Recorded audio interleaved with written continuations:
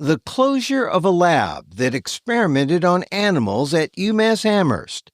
A PETA scientist tells us how it happened and why it's significant. Next on the PETA podcast with Emil Guillermo.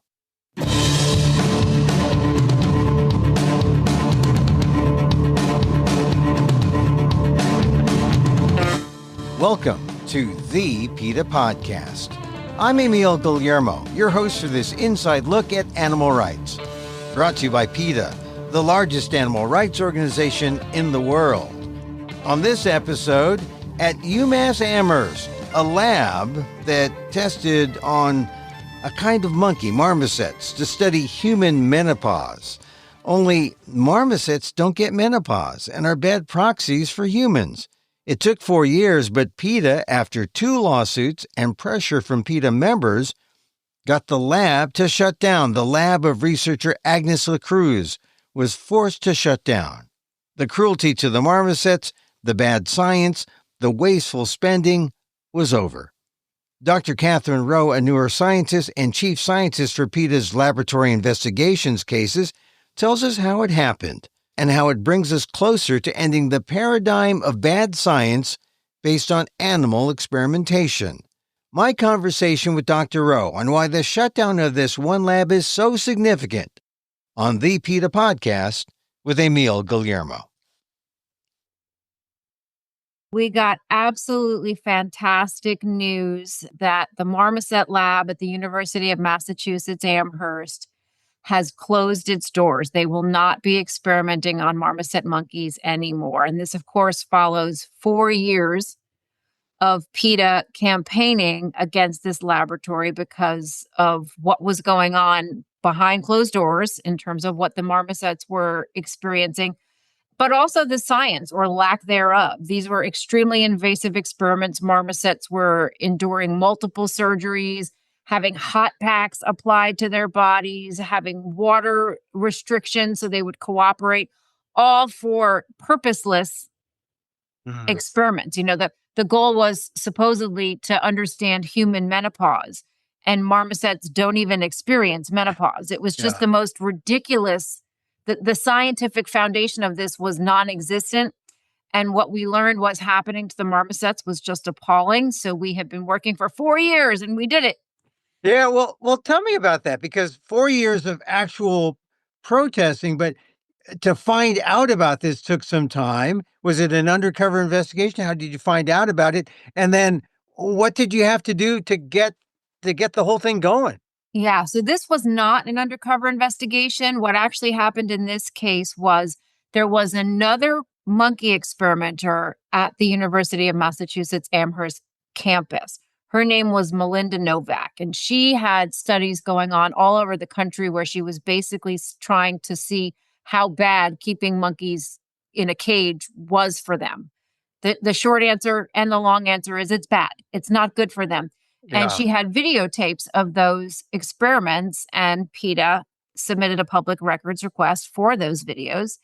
And they denied us those records. And so there was a lawsuit, which we won, of course. And Melinda Novak, before turning over those videos to PETA, summarily retired. But a donor to the University of Massachusetts Amherst, who is also a PETA supporter, said, "Hey, is that the only primate lab at the campus?" And we said, "We'll take a look."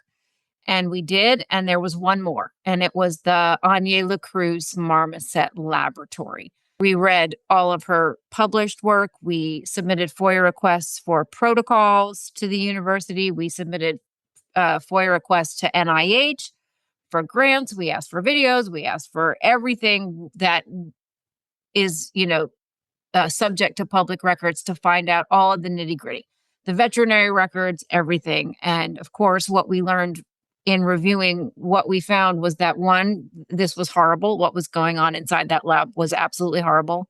And two, that there was no scientific merit. And so we had been arguing to both NIH, who funds the experiments, but also leadership at University of Massachusetts Amherst. Like, what are you doing? Why are you allowing this on your campus? And so, yes, obviously we had campaigners on the ground. We had people protesting. anytime any leadership from University of Massachusetts Amherst was giving a public speaking engagement, we were there. Eventually, we ended up in yet another lawsuit with Amherst because once again, they said no to providing us certain videos and photographs and records. And just this last spring, we settled that, and the university started giving us those records, some of which made it abundantly clear that Agnes Lecreuse was doing everything she could within legal limits to make sure that we never saw another photo or video from her lab ever again. And we're due to receive videos anytime in the next couple of months. Could be the next couple of days, for all I know. But the timing of the lab closure to me is, I think related to this lawsuit and the fact that they were going to have to give us these documents that they fought very hard not to give us. They did not want us to have these records. They did not want us to have these videos. Eventually, legal rulings said they're going to give us those records. And just like Novak before her, she shut it down. They didn't give in to the suit. They just shut it down. They shut down the lab. They shut down the lab. Right on the lab's website, it says the Marmoset laboratory has closed. And this is, of course, because of everything that we've done. As probably a lot of your listeners know, we take these issues, animals in laboratories, well, all animal rights issues, but I can speak on animals in laboratories specifically. We approach this problem, and it is a problem from all angles. We approach it from the scientific angle. We challenge the science. We approach it from an ethical angle. We approach it from a pressure. The university needs to know that this isn't worth the paper that it's written on, and they shouldn't be supporting it. It looks bad for them.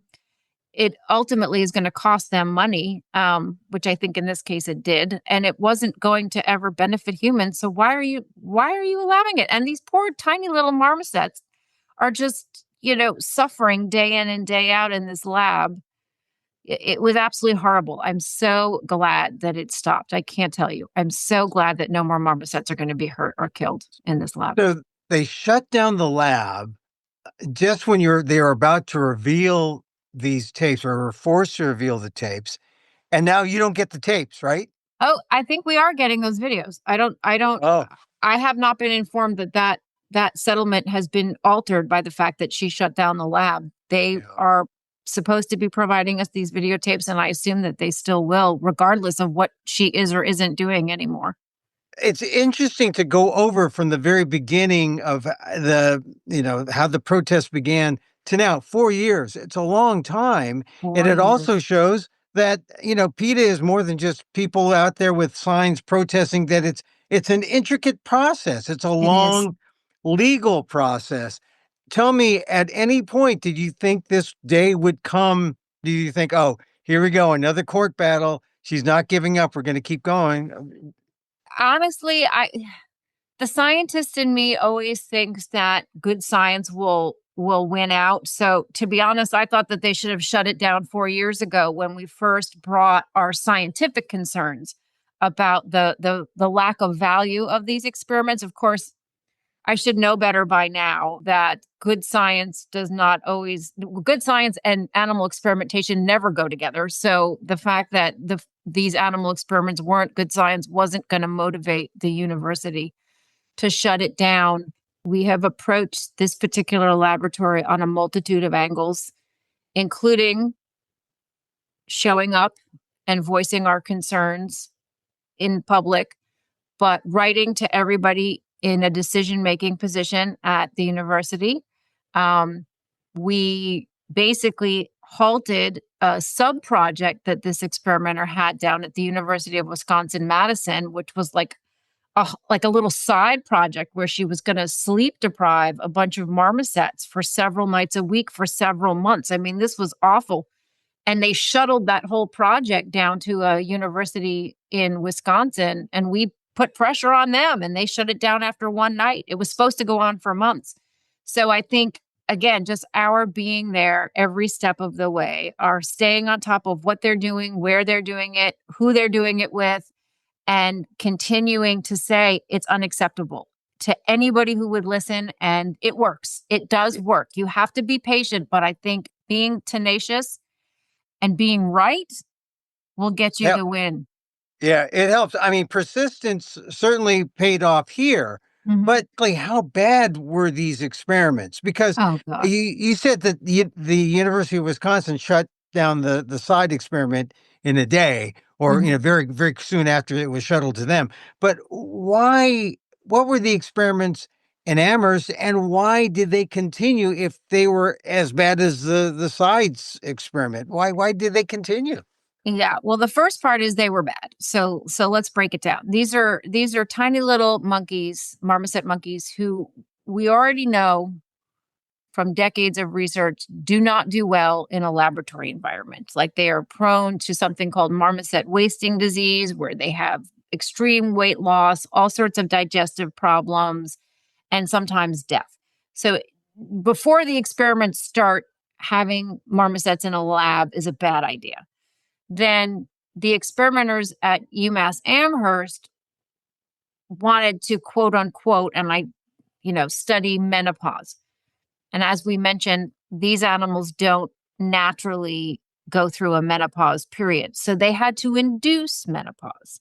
And in Hmm. order to induce menopause, they had to do a bunch of terrible things to these monkeys. We'll start with surgical procedures to remove their reproductive organs, hormone manipulations, so feeding them hormones that would further change what their natural hormone levels would be, holding the marmosets and applying hot packs to simulate a hot flash, because again, these are not an animal that's going to naturally have a hot flash. They wanted to study the sleep symptoms associated with menopause.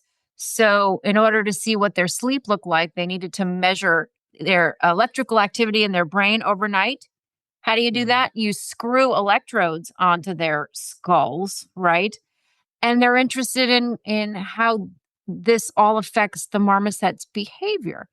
So they need to study their behavior. And in order to get marmosets to cooperate with these behavioral tests, they have to make them really thirsty so that they'll do these ridiculous tests for like a drop of juice or a little bit of fluid. So, these marmosets have had multiple surgeries. They're living in a cage. They're frequently restrained. They're frequently fluid restricted. And at the end, always, they're killed and dissected, and their brain tissue is analyzed. So it's these are animals who are supposed to live in large family groups. They're supposed to be foraging and climbing in trees and enjoying the outdoors and just doing what marmosets are meant to do. And instead, stuck in a cage their whole lives with nothing but Yeah. surgeries, confusion, fear, pain, and ultimately death.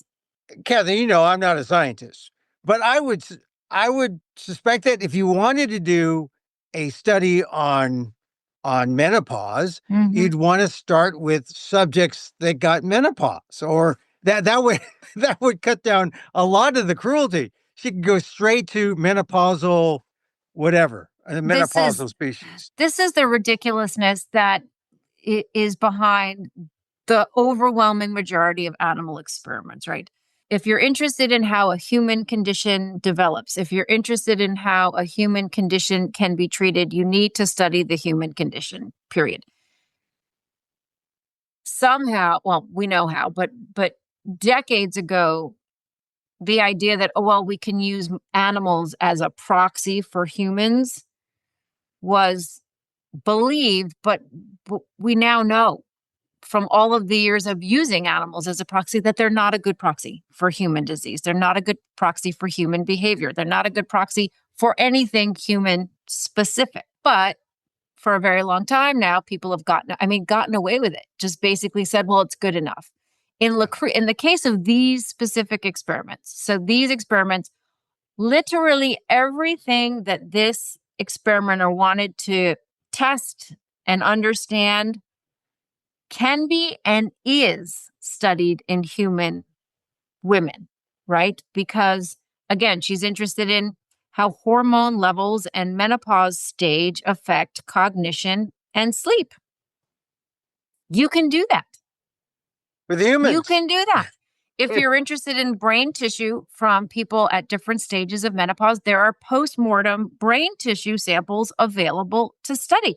All of this could have been done in human volunteers using human tissues, gotten very useful data that we could apply to humans. But here's the it's more convenient for somebody to have their test subjects, held captive in a lab. When you're working with human volunteers, you need to consent them. You need to explain to them what they're doing. They can leave at any time. That's what being a volunteer is. And you have to work around their schedule, which means I worked with humans for 20 years. That meant sometimes I was testing, working with somebody at 7:00 in the morning on a Saturday, and then working with somebody else at midnight on a Saturday, because you work with the volunteers.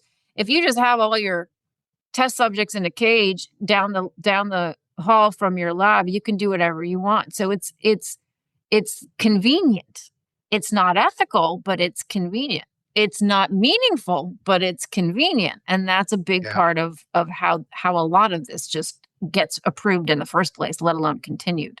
All right, when you say a lot of it, give us a percentage of the bad science that goes on because of convenience, because animals are better than humans. Humans are so inconvenient. Ridiculous. I mean, the convenience comes from the stats on the ability for data from an animal to translate into humans are all bad, right? Like, we know that somewhere between 90 and 95% of new drugs that were tested as safe and effective in an animal model then go on to fail in human clinical trials. That's just, it's such a ridiculous failure rate that it's hard to believe that more people aren't screaming about it, whether that's animal advocates, which we are screaming, but also scientists, patients, patient advocacy groups. Like, how is it that this particular paradigm, the animal model paradigm, which has consistently failed to get us the treatments, the cures, the preventions that we need for so many human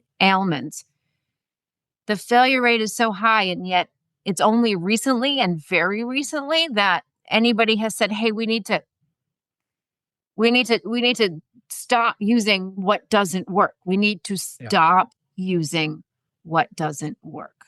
Well, but also it's a matter of if they put out these studies, and you can't trust the studies because they can't work, how can you trust?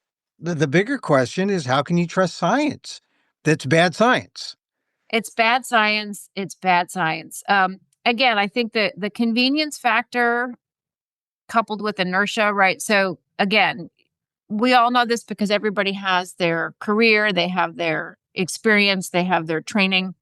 If you spend the majority of your career and have most of your training and have built your entire laboratory around one type of paradigm, let's say working with organoids, you're really good at working with organoids, and you will be, exceptional at doing that and adjusting. If you've been working with marmoset monkeys or rats or cats or chinchillas or fish, that's what you know how to do. And that's what your entire lab and all the people who work in it and the way that it's built is about working with fish or working with birds. And the fact that it isn't good science almost gets lost in, well, but this is what I know how to do, and this is what I'm good at, and this is what I have all the resources for, So there's convenience on multiple levels. It's more convenient to test on animals that you don't have to ask permission, right? Because it's also more convenient if it's what you've been doing all along, I do think that some of the changes that we're seeing at the NIH and the FDA and the EPA and some of the initiatives that those agencies are taking, some of the commitments that those agencies have made, is going to make a substantive difference. I always say that the animal experimenters would stop experimenting on animals if there wasn't money to experiment on animals. Oh, yeah. And that's the big incentive. It's not science. It's not ethics. It's not clinical treatments. It's grant money. So if the grant money from the animal experimentation pot goes away, the animal experiments will go away too. the cures and treatments will not go away. In fact, they'll probably come faster. That's the best part, right? I mean, it's like win, win, win all the way around. All right. So the shutdown of this lab, the outcome, the big outcome of this, maybe what it sends a message to all other research facilities, universities. What do you suppose will happen now? UMass-Amherst has shut down this lab. Does it show maybe a paradigm shift? I think so. I absolutely do. I think that I have never seen somebody say on their laboratory's website, I'm no longer going to seek NIH funding for this. I think for a lot of animal experimenters, hopefully all the animal experimenters, the writing is on the wall. And that writing is NIH is no longer going to be forking over taxpayer dollars for animal models that aren't relevant to humans or that the public will not support, right? So that just took away the bulk of animal experiments. I think it also proves the point that the public is no longer accepting the fake science answer that we often see come out when somebody says, why are you sewing monkeys' eyelids shut? Or why are you applying hot packs to marmosets? Or why are you dropping mice into beakers of water? You know, for so many years, the scientists or the university officials would say, well, we're going to cure cancer. That's why. Oh, well, we're going to cure Alzheimer's disease. We're going to cure, whatever the most popular disease of the day is. That's the one they're going to mention. I think the public has wisened up to the reality that scientists can be ethically questionable just like everybody else. And I think that the combination of NIH saying we're not going to fund crappy studies anymore, the public saying we're not going to just take the word of a scientist just because they're a scientist as gospel anymore. And I think, quite frankly, PETA being PETA, we don't back down. If we want to get something, if we want to help animals, whether it's in a lab or wherever, we're going to do it. We're not going to give up just because they told us no the first time or the second time or the third time. We're going to wait until they say yes. And they said yes at UMass, and I'm so glad. All right. One last question, though, because this is a possibility. You got NIH saying we're not going to fund this kind of thing. We got scientists maybe coming to grips with this idea that, they have to change new ways, new models. But there may be just one billionaire who says, I like the old ways. I like to do it the way this guy's a good scientist. He did monkeys. We're going to fund monkeys. Is there a chance that there may be this alternative, funding source? Rich people funding private.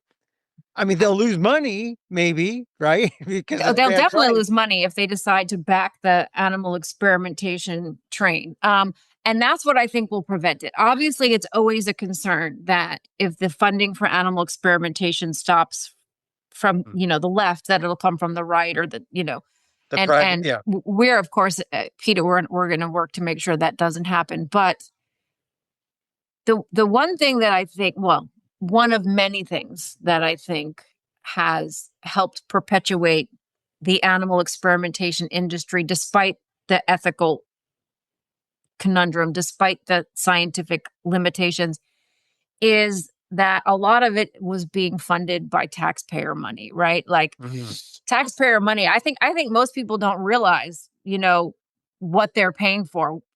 That they don't realize that these studies that are so absurd were actually in part funded by them. Yeah. And I think that when it's taxpayer funded, there's probably less of a need to justify the outcome of your research. It's like mad money to these scientists. Look, here's your money. You can do whatever you want to the marmosets. You can fly to Paris and present your data. You can buy new computers for all your lab mates. The fact that there isn't anything tangible for the taxpayers themselves isn't a problem.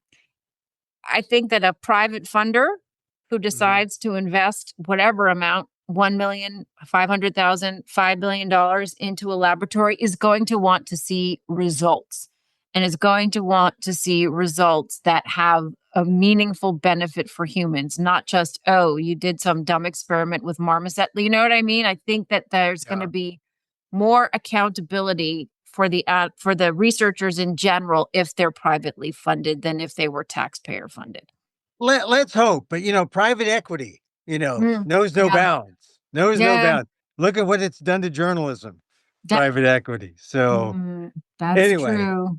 But look, that's a story for another day. We're celebrating the shutdown of UMass-Amherst, and congratulations again, Katherine. Thank you. This was a huge victory for marmosets and for PETA. I think that without PETA's pressure, this person would have continued experimenting on marmosets until she retired. So I am very proud of the work we did, and I am so glad that there are not going to be any more marmosets at that campus ever again. It's just fantastic news. And so now the next target. There are other campaigns going on.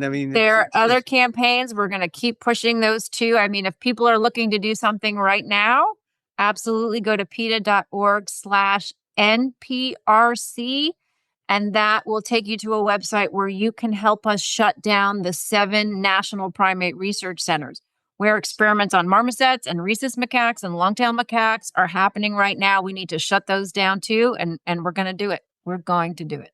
Well, you've got the wind on your sails. You're going strong. Congratulations, Katherine. Well, thank you, and thank you for all your help. Helping us get it out there. Yeah. Yeah. Always a pleasure talking to you, Dr. Katherine Roe. Thank you.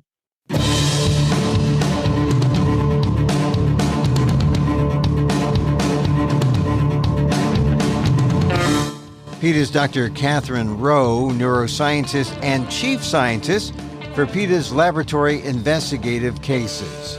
Go to PETA.org to find out more. And that's our show for today. Thank you for listening.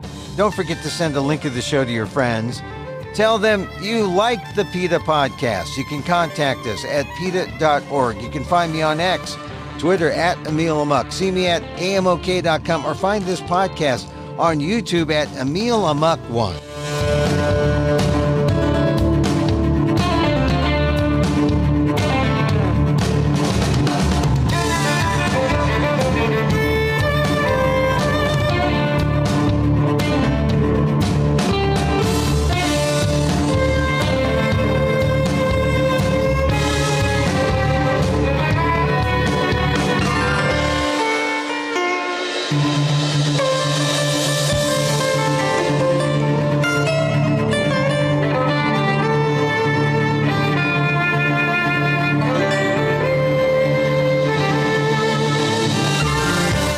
Once again, thank you for listening. Check out all our episodes on your favorite podcast app or on Apple Podcasts, where you can subscribe to as well as rate and review the show.